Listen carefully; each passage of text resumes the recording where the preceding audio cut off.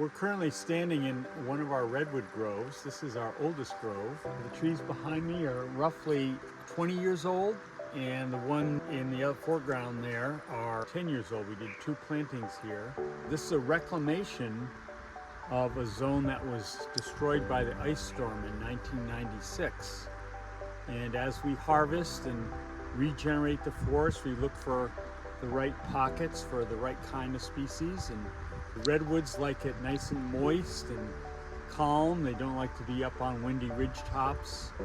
We have a couple of other groves up top, and we're planting a new one in the next few days. If the trees have a very good location, they grow to their optimum size. We have other trees planted exactly the same time that are half as big as this, and even smaller because they were shaded in the early part of their life. This tree is about 20 years old. Real simple test. I can't even reach my hands around that. So that's 6 feet divided by pi. This is at least 2 feet in diameter.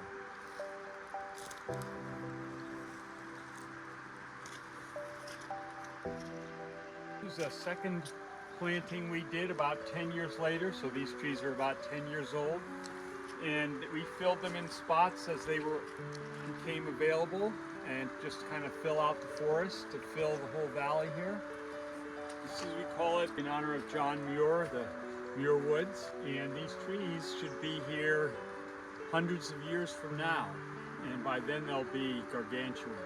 I have fellow tree farmers that have 30-year-old groves, so 10 years older than my oldest trees, and they're certainly 3 feet in diameter and pushing 100 feet tall.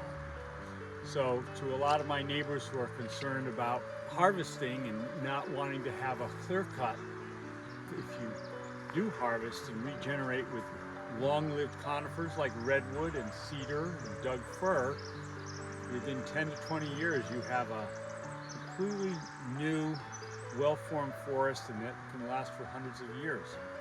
Whereas the alder that dominates here only lasts about 80 years. We're looking for the long-term trajectory. Forest forever.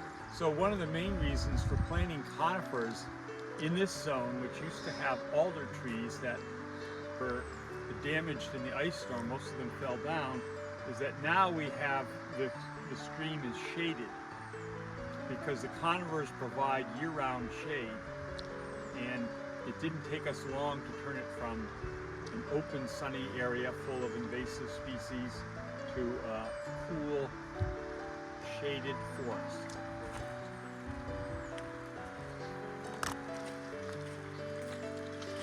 The first grove has roughly 20. The upper grove we planted has about 60.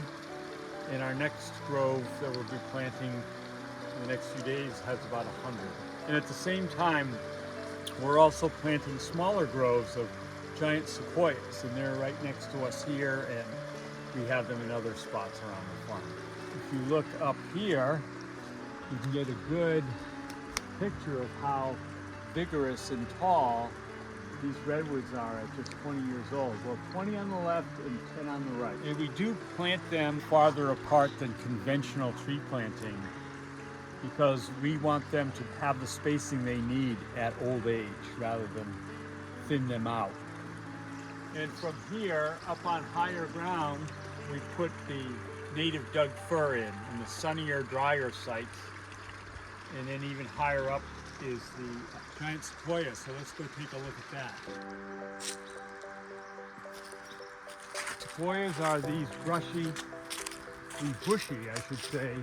The native western red cedar is in between the two, and then a huge big leaf maple behind that.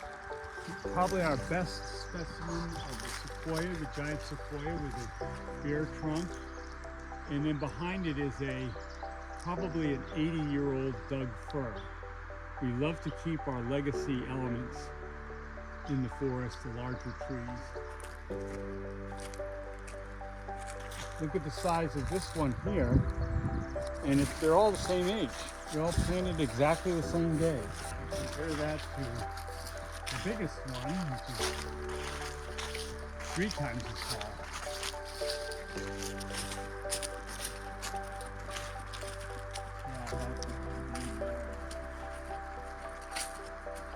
Can't clean up any time.